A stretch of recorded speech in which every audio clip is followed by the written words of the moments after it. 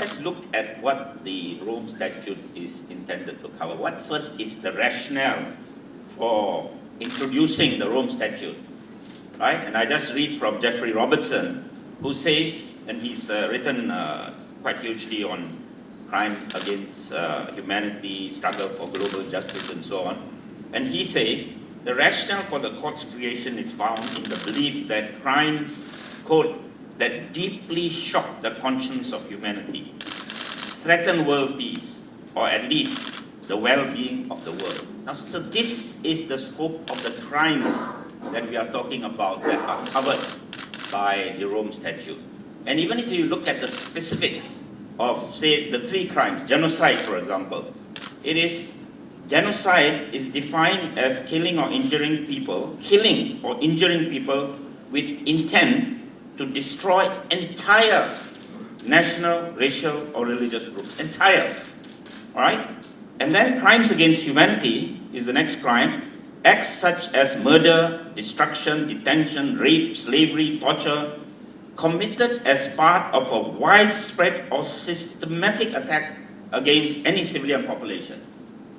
And the third one is war crimes such as killings, torture committed as part of a plan or policy or on a large scale.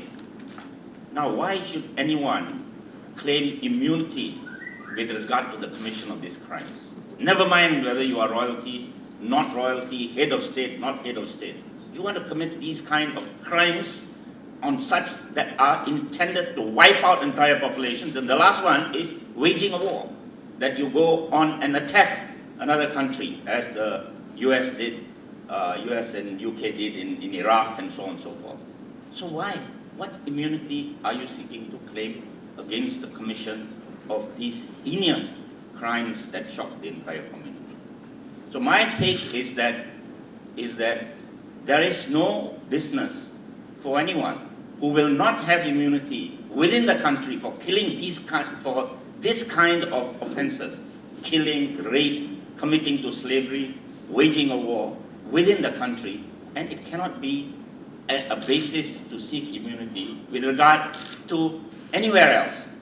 So that's my first point. I'm just going to complement what has been said. I'm not going to go into areas which have already been covered. Now then, of course, the main point that is raised is that it's going to affect the rulers. The argument is like this, that it will affect the rulers because they can be hauled up for this commission of these crimes. I don't know why the rulers feel that they are going to be involved in some time in the future in the commission of these crimes. Right? So the thesis is like this, that the rulers will be affected. The rulers are head of Islam. Islam is the religion of a vast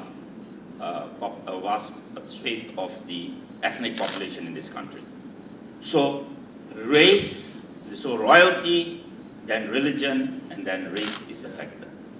But if you look carefully, whether it is in fact really affected, I think the Honorable Attorney General has already made that point. But I just want to cite the fact that what they are saying is 2 aspects, I think. One is that they are commanders under the article of the Federal Constitution. They command the armed forces, all right? Under the Armed Forces Act also they command the armed forces. So they can then be hauled up for purposes of if there is anything that is committed by the country, by the executive, by the government, they then will also be hauled up, and they should be insulated from that kind of attack.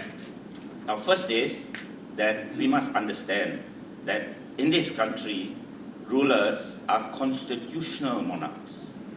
They have no effective command and control. And what the Statute of Rome punishes are those who command and control. Since the Reed Commission came into being, if you read the Commission, it's very clear. Before independence, they had absolute power. It was a feudal land-owning class of persons who then acquired status as rulers, and they were absolute. They even sat in state committees.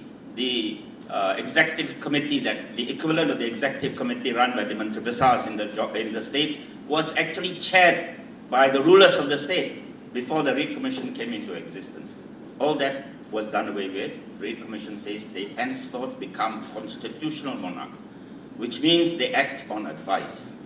They have no effective control in terms of the running of the government. In fact, they cannot interfere in the running of the government. That's very clear. And that was made even clearer still, although it was already there from the Reid Commission, when Article 41A of the Constitution was embedded in the Constitution, which says that they have to act on advice, and whenever they act on advice, they must follow the advice. They have no choice.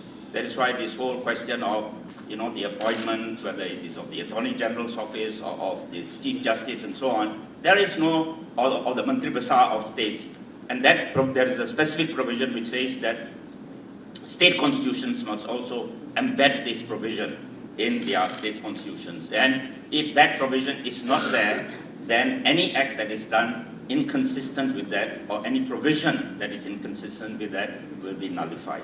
So they do not rule, they just reign. It's fictional. All acts of parliament, if you look at all acts of parliament, say, dengan ini, so on and so forth, by the order of the Yang di-Pertuan Agong. He has made this law. But we know, he has not made the law. It is in his name sometimes it is in the other acts in the name of the ministers.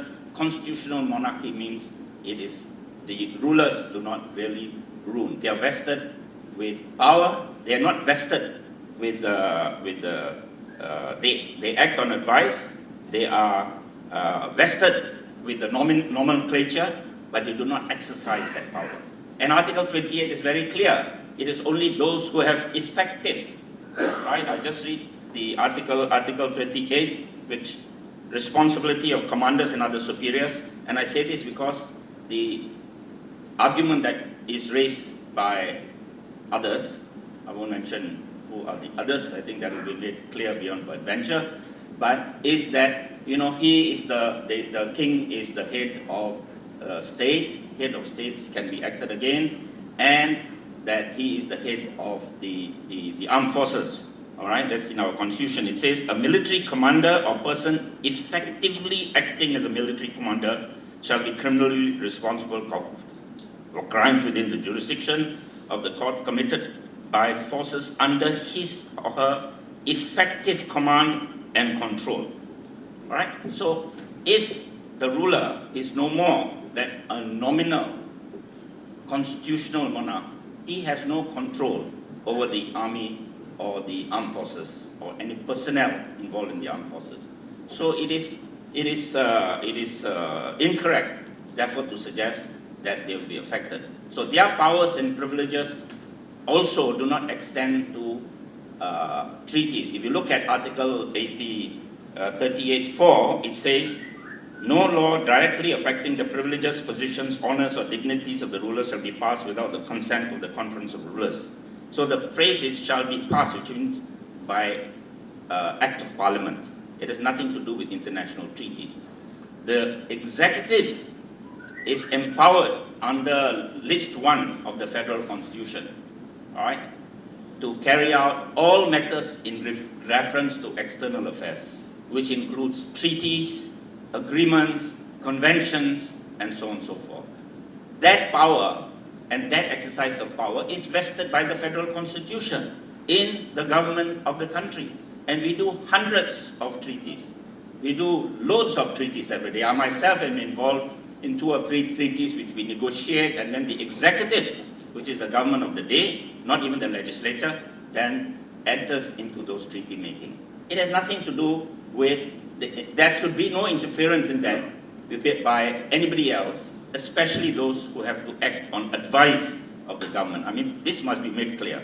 And this clearly is an interference in the provision of the Constitution which empowers only the executive to deal with treaty making, agreement making, convention ratification, and so on and so forth. I think this should be made clear and has not been made clear by those who are seeking to advise. Now, so there is no need to consult the, and I must also add there have been so far 44 indictments under the International Criminal Court. Not a single constitutional monarch has so far been charged, not even contemplated to be charged. The ICC itself, one of the greatest push towards the end of the day was by the United Kingdom. And the United Kingdom, as we know, has a constitutional monarch, Queen Elizabeth II, right? And there was no fear there. There was nothing that was raised that Queen Elizabeth is going to be charged, because she's also the nominal head of the armed forces and so on and so forth, like everywhere else, all right? And we know, for example, in Cambodia, when Pol Pot and all these people were charged for genocide because they carried out extensive, entire, liquidation of their population, of large sectors of their population as part of a systematic plan. At that time, there was a monarch there. Sihanouk was the monarch. He was never charged. Pol Pot was charged by a special tribunal that was constituted by the Security Council. Now, the fourth point I want to make is, so why now this objection when it is so clear? All right? What is the reason? Now, this you must understand in a societal context of the wider picture. There is an attempt by rulers to reassert, or some rulers at least, as we have seen in the social media, to reassert their power. The feudal against the modern elites, all right?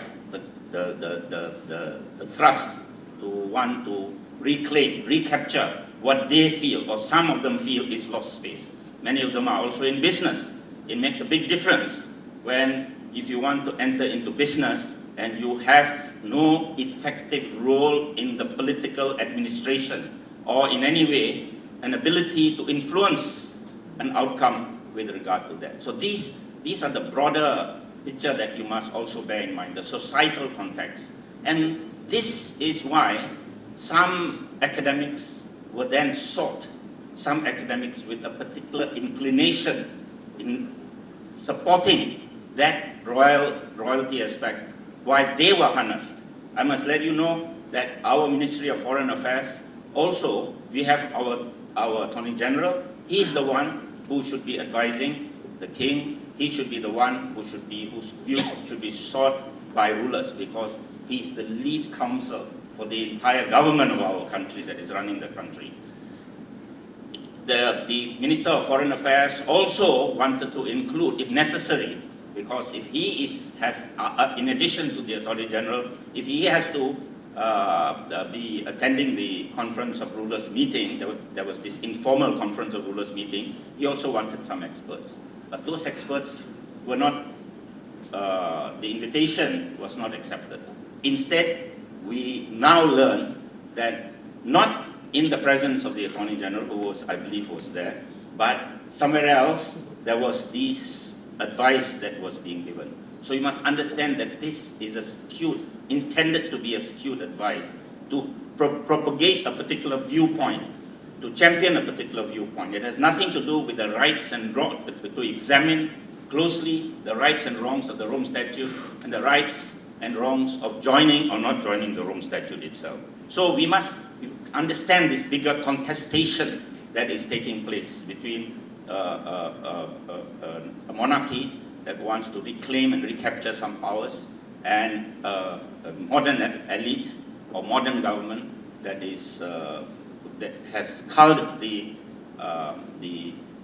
powers, and especially as represented by Tun Mahathir, because Tun Mahathir was the one who represented this culling, this curtailing of power to ensure that the constitutional monarchy remains as a constitutional monarchy, is not as an absolute monarchy. And we have heard Tun many times in the last few months, whether it is in the question of the choice of the Menteri Besar of Johor, or it is in the question of the nomination of the Chief Justice, stating very clearly that royalty acts on advice and has to abide by decision-making of the government of the day. So you must understand that this contestation exists.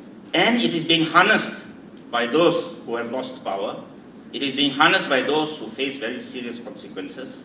The warlords of old want to make a comeback. They have to hang on to something quite clear, quite concrete. Never mind about whether the Rome Statute, whether it's ICED, many other issues, whether it is nomination of the Menteri Besar of Johor. But this kind of support is being given, and we have seen how this support is being manifested not so far from here, I believe, today itself, this afternoon.